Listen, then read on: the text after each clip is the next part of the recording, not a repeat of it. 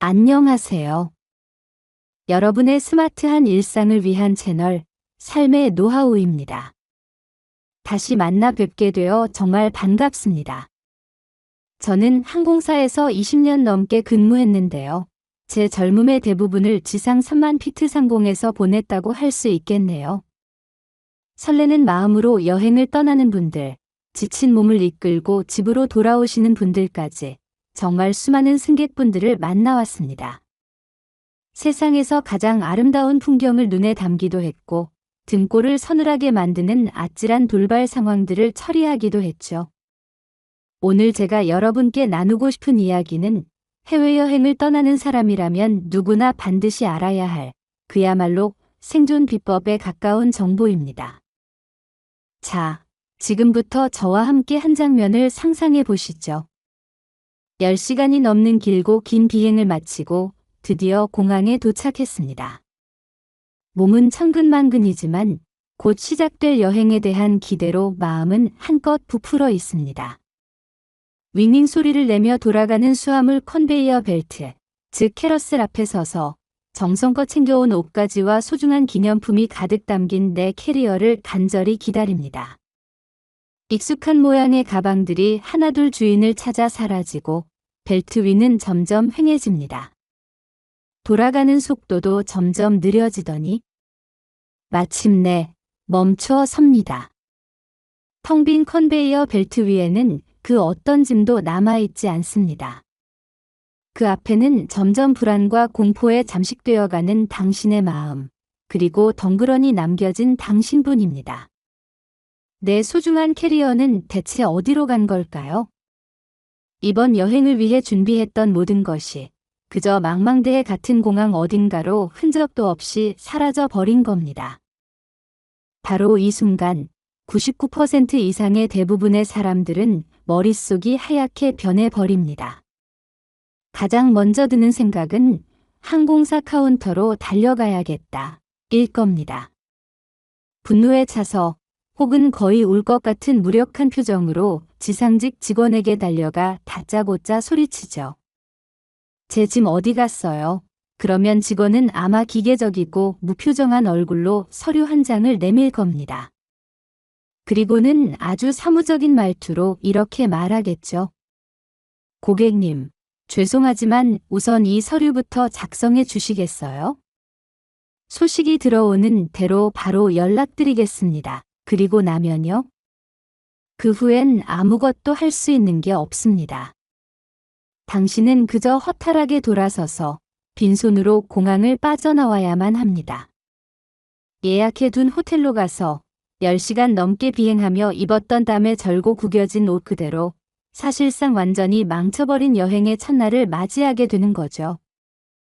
만약 여러분이 방금 제가 설명한 이 과정이 전부라고 생각하셨다면 오늘 이 영상은 정말 끝까지 집중해서 보셔야만 합니다. 여러분은 인생에서 가장 중요할지도 모르는 너무나도 소중한 골든타임 30분을 놓치셨기 때문입니다. 내 짐이 나오지 않는다는 사실을 깨달은 바로 그 짧은 30분 안에 여러분은 사실 엄청난 선택을 할 수 있습니다. 항공사로부터 즉시 현금을 지급받아 당장 쇼핑몰로 달려가 새 옷과 필요한 물품들을 구매하고 여행의 손실과 불편함을 최소화할 수 있는 엄청난 선택 말입니다. 네, 잘못 들으신 게 아닙니다. 항공사가 당신에게 즉시 돈을 준다는 말입니다. 이건 절대 뜬구름 잡는 이야기가 아닙니다. 이것은 바로 항공사의 과실로 인해 피해를 본 승객으로서 당신이 마땅히 누려야 할 권리이며 동시에 항공사에서는 웬만해서는 절대 먼저 알려주지 않는 비밀이기도 합니다. 오늘 저는 저의 20년 경력을 압축하고 또 압축해서 가장 핵심적인 3단계 프로세스를 여러분께 알려드리려고 합니다. 이 영상 하나로 공항에서 맞닥뜨릴 수 있는 최악의 재난을 여유롭게 대처할 수 있는 작은 해프닝으로 바꾸는 방법을 차근차근 가르쳐 드리겠습니다. 자, 컨베이어 벨트가 완전히 멈추고 내 짐이 정말로 나오지 않았다는 것이 100% 확실해진 그 순간 당신이 해야 할 첫 번째 행동이자 가장 중요한 원칙이 있습니다. 그것은 바로 당신의 두 발을 마치 바닥에 못으로 박아버린 것처럼 수화물 수취 구역 밖으로 단 한 발자국도 나가지 않는 것입니다. 이게 무슨 당연한 소리냐 싶으시겠지만 제가 근무하는 동안 이 치명적인 실수를 저지르는 여행객들을 정말 수도 없이 많이 봤습니다. 사람들은 당황하면 가장 먼저 이런 생각을 합니다. 내가 벨트를 잘못 찾아왔나? 그리고는 정신없이 거대한 수암을 찾는 곳 전체를 오왕좌왕하며 헤매기 시작합니다. 심지어 어떤 분들은 누가 내 가방을 실수로 잘못 가져나갔나? 라는 생각에 서둘러 세관을 통과해서 밖으로 뛰쳐나가기도 합니다. 끝입니다. 세관이라고 쓰인 유리문을 통과하여 그 통제 구역을 벗어나는 순간 모든 상황은 훨씬 더 복잡하고 불리하게 변해버립니다. 왜 그럴까요? 이해하기 쉽게 비유를 들어 설명해 드릴게요. 항공사의 책임 소재를 따질 때 이 수화물 수취 구역은 일종의 책임 구역과 같습니다. 이 구역 안에서 발생한 수화물 분실은 100% 항공사의 책임입니다. 당신은 분명 이 구역 안에 있는데 당신의 짐만 없다. 이건 변명의 여지가 없는 항공사의 잘못이죠. 하지만 당신이 일단 이 구역을 벗어난 후에 다시 돌아와서 제 짐이 없어졌어요 라고 말한다면 어떻게 될까요? 항공사는 법적으로는 당연히 접수를 받아주겠지만 속으로는 이런 의심을 품을 수도 있습니다. 정말로 공항에서 없어진 게 맞을까? 아니면 본인이 어디 다른 데서 잃어버리고 이제 와서 우리에게 책임을 묻는 건 아닐까? 이런 보이지 않는 의심 하나가 이후의 모든 처리 과정을 훨씬 더디고 복잡하게 만들 수 있으며 궁극적으로는 당신이 받을 수 있는 보상에도 영향을 미칠 수 있습니다. 그러니 제발 이 영상을 보시는 모든 분들은 꼭 기억해 주세요. 마음이 아무리 급하고 불안해도 일단 심호흡을 하고 그 자리에 멈춰 서세요. 당신이 해야 할 유일한 행동은 그 자리에서 즉시 당신이 타고 온 항공사의 수화물 서비스 카운터를 찾는 것입니다. 이 카운터는 보통 수화물 컨베이어 벨트 근처에 있으며 수화물 서비스 또는 수화물 문의 같은 표시가 명확하게 되어 있습니다. 간혹 저비용 항공사를 이용하신 분들은 해당 항공사의 전용 카운터가 없는 경우를 마주칠 수도 있습니다. 보통 공항의 지상 조업 대행사에게 업무를 위탁하기 때문인데요. 이럴 때도 절대 당황하지 마세요. 주변에 보이는 항공사 유니폼이나 공항 지상직 유니폼을 입은 직원 아무나 붙잡고 정중하지만 단호하게 말씀하세요. 안녕하세요. 저는 방금 도착한 55항공 55편 승객인데 제 짐이 나오지 않았습니다. 전문적인 훈련을 받은 직원이라면 반드시 당신을 올바른 처리 카운터로 안내해 줄 겁니다. 카운터를 찾으셨다면 다시 한번 심호흡을 하세요. 화가 머리끝까지 나고 장시간 비행으로 몸과 마음이 지쳐 있다는 것 충분히 이해합니다. 하지만 반드시 침착하고 우호적인 태도를 유지하셔야 합니다. 지상직 직원에게 소리를 지르고 화를 내는 것은 문제 해결에 아무런 도움이 되지 않습니다. 오히려 당신을 돕고 싶다는 의욕마저 꺾어버릴 수 있습니다. 이 점을 명심하세요. 그들은 문제를 일으킨 사람이 아니라 당신의 문제를 해결해 줄 사람입니다. 그들에게 당신의 항공편명을 명확히 알려주고 수화물 위탁 영수증을 제시하세요. 그게 어떤 거냐고요? 바로 당신의 탑승권 뒷면에 붙어 있거나 혹은 따로 스티커 형태로 받은 작은 종이 쪽지입니다. 그 보잘것없어 보이는 작은 스티커가 바로 이 순간에는 당신의 목숨보다 더 중요하다고 해도 과언이 아닙니다. 절대 버리시면 안 됩니다. 이것이 바로 모든 후속 절차를 시작하는 마스터키이기 때문입니다. 현장에 머무르기, 그리고 올바른 담당자를 찾기. 아주 간단해 보이지만 현장을 떠나지 않는다는 이 작은 원칙 하나가 앞으로 당신이 취할 모든 행동의 가장 단단한 기반이 되어 줄 겁니다. 자, 이제 직원에게 상황 설명을 마치고 나면 그들은 수화물 사고 보고서라는 서류를 한 장 꺼내 줄 겁니다. 정식 명칭은 수화물 사고 보고서이며 보통 줄여서 PIR이라고 부릅니다. 이 순간부터 여러분은 이 서류를 단순한 종이 서류가 아니라 하나의 법적 문서이자 당신과 항공사 간의 계약서라고 생각하셔야 합니다. 서류에 적힌 모든 글자를 꼼꼼히 읽고 빈칸 하나하나를 아주 세심하게 채워 넣어야 합니다. 왜냐하면 이 서류가 앞으로 당신의 짐을 추적하고 보상을 신청하는 유일무이한 공식 증거 자료가 되기 때문입니다. 이 서류에는 이름, 연락처, 현지 체류 주소와 같은 기본적인 개인 정보를 기입하는欄이 있습니다. 여기서 주의할 점. 전화번호와 주소는 반드시 현지에서 연락 가능하고 가장 정확한 정보를 기입해야 합니다. 항공사가 당신의 짐을 찾게 되면 바로 이 정보에 기반해서 짐을 배송해 주기 때문입니다. 만약 호텔에 묵으신다면 호텔의 전체 이름과 주소, 가능하다면 방번호까지 정확하게 적어주세요. 에어비앤비 같은 숙소에 머무신다면 배송기사가 헷갈리지 않도록 최대한 상세한 주소와 연락처를 제공하는 것이 좋습니다. 다음으로 이 보고서의 하이라이트라고 할 수 있는 분실 수화물 묘사 단계입니다. 제발 그냥 검은색 캐리어라고만 쓰지 마세요. 한번 생각해 보세요.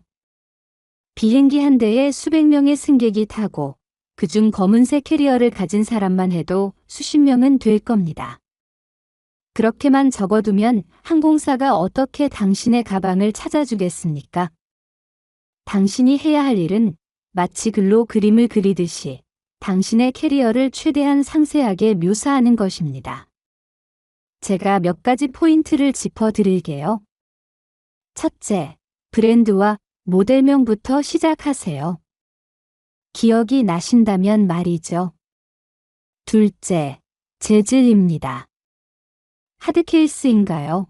아니면 천으로 된 소프트 케이스인가요? 하드 케이스라면 유광인가요? 무광인가요? 셋째, 색상입니다. 그냥 검은색이라고 하지 마세요. 짙은 검은색인지, 차콜 그레이에 가까운 색인지, 아니면 다른 색깔의 패턴이나 무늬가 섞여 있는지를 설명해야 합니다. 넷째, 크기입니다. 보통 28인치, 30인치 등으로 표현하죠. 대략적인 크기를 적어주세요. 다섯째, 그리고 가장 중요한 외관상의 특징입니다. 스티커가 붙어 있나요? 어떤 모양의 스티커인가요? 캐리어 벨트를 사용했나요? 벨트는 무슨 색이었나요? 이름표를 달아두었나요? 이름표는 어떻게 생겼나요? 캐리어 자체에 눈에 띄는 긁힌 자국이나 찌그러짐, 페인트 벗겨짐 같은 것이 있나요? 여러분이 이렇게 상세하게 묘사를 하면 할수록 월드트레이서라고 불리는 전 세계 수화물 추적 시스템이 키워드 대조를 통해 당신의 유일무이한 캐리어를 찾아낼 확률이 기하급수적으로 높아집니다. 이 시스템은 전 세계 항공사들이 공동으로 사용하는 시스템입니다. 당신이 더 많은 단서를 제공할수록 매칭 성공률은 당연히 올라가겠죠. 캐리어의 외관 묘사를 마쳤다면 이제 마지막 최종 보스격인 내용물 신고 단계가 남았습니다. 많은 분들이 이 과정을 귀찮게 여기고 대충 적거나 아예 비워두는 경우가 많은데 이것 또한 정말 큰 실수입니다. 물론 당신이 가진 모든 속옷의 색깔까지 다 적을 필요는 없습니다. 하지만 주요하고 가치가 있는 물품들은 반드시 목록으로 작성해야 합니다. 예를 들면 이런 식이죠. 반팔 티셔츠 5장, 청바지 2벌, 회색 재킷 1벌, 나이키 운동화 1켤레, 세면도구 파우치 1세트, 친구에게 선물할 화장품 세트 1개 등등. 왜 이렇게까지 해야 할까요? 여기에는 2가지 아주 중요한 목적이 있습니다. 첫째, 만에 하나 누군가 당신의 캐리어를 열어보았을 경우 내용물 대조를 통해 이 가방이 당신의 것임을 더 확실하게 증명하는 데 도움이 됩니다. 둘째, 그리고 이것이 훨씬 더 중요한 이유인데 만약 당신의 짐이 최종적으로 영구분실 선고를 받게 된다면, 즉 21일이 지나도 찾지 못한다면 바로 이 내용물 목록이 당신이 항공사에 손해배상을 청구하는 가장 중요한 근거 자료가 됩니다. 항공사는 당신이 당시에 신고했던 내용물을 바탕으로 보상 금액을 산정하게 됩니다. 그러니 제발 5분만 더 투자해서 기억을 더듬어 주요 물품들을 꼼꼼하게 기입하세요. PIR 서류 작성을 모두 마치고 직원에게 제출한 후에는 반드시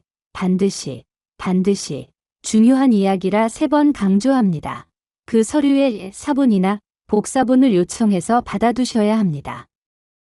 그리고 그 사본 위에 파일 번호 또는 조회 코드가 제대로 기재되어 있는지 재차 확인해야 합니다. 보통 영문과 숫자가 조합된 이 코드가 바로 당신의 사건 번호입니다. 이 번호만 있으면 당신은 항공사 홈페이지에 직접 접속해서 당신의 짐이 지금 어디쯤 있는지 최신 상태를 실시간으로 추적할 수 있습니다. 그러니 서류 사본을 받자마자 즉시 핸드폰 카메라로 사진을 찍어두는 이중 안전장치를 마련해 두시길 강력히 추천합니다.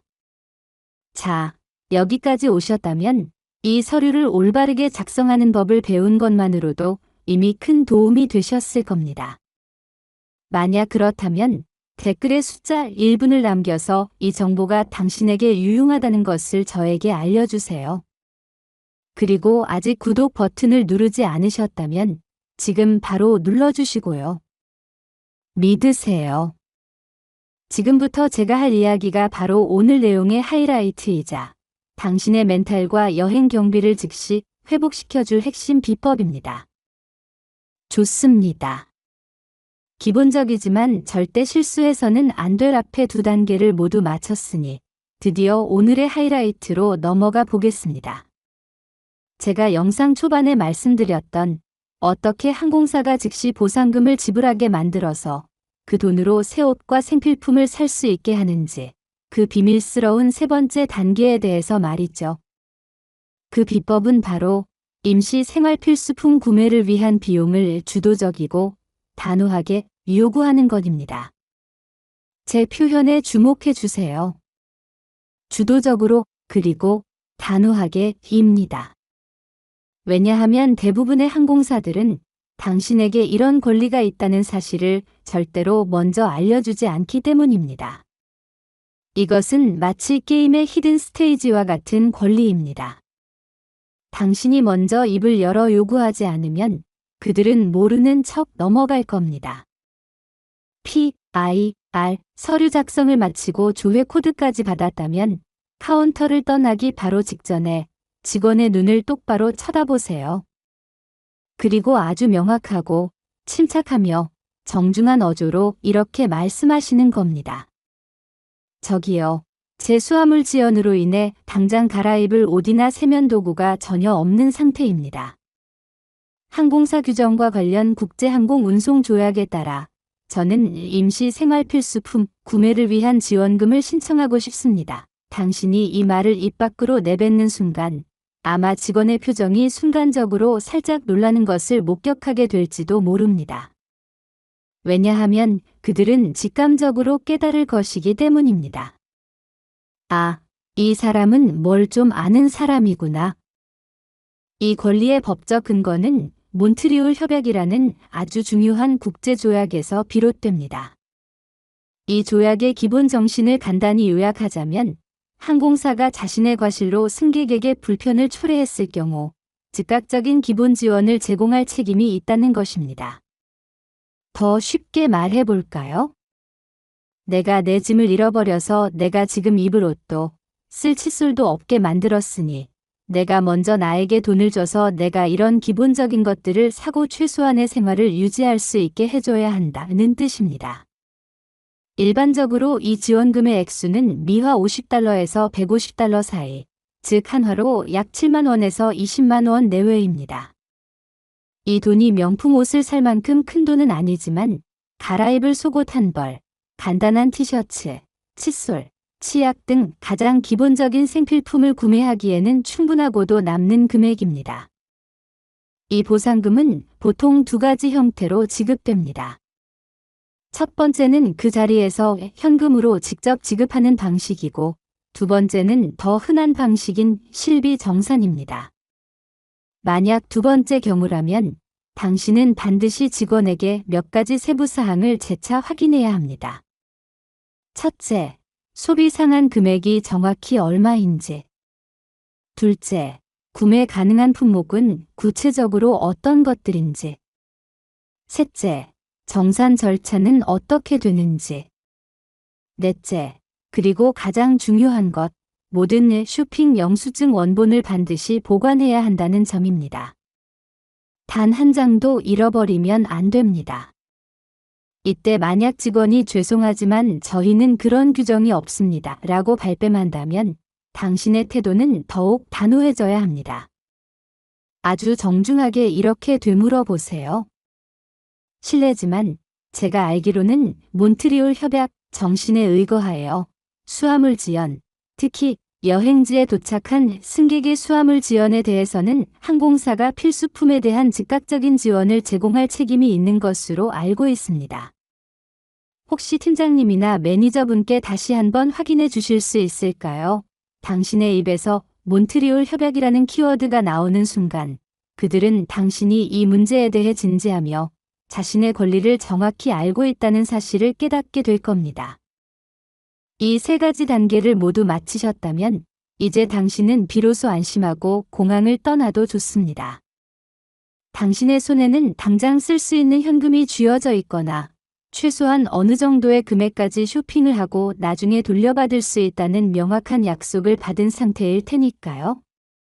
이제 호텔로 가서 체크인을 하고 곧장 가장 가까운 쇼핑몰로 가세요. 깨끗한 옷을 사고 개운하게 샤워를 하며 자신을 재정비하는 겁니다. 비록 캐리어는 아직 도착하지 않았지만 적어도 당신은 찝찝하고 더러운 옷을 입은 채 불쾌하게 여행을 시작하는 대신 훨씬 더 쾌적한 상태로 당신의 소중한 여행을 이어나갈 수 있게 된 겁니다. 이것만으로도 전체적인 여행 경험의 질이 완전히 달라지지 않을까요? 물론 아직 이야기가 끝난 것은 아닙니다. 공항을 떠난 후의 후속 조치 역시 중요합니다. 당신이 받은 조회 코드를 통해 매일 온라인으로 수화물 추적 현황을 확인하세요.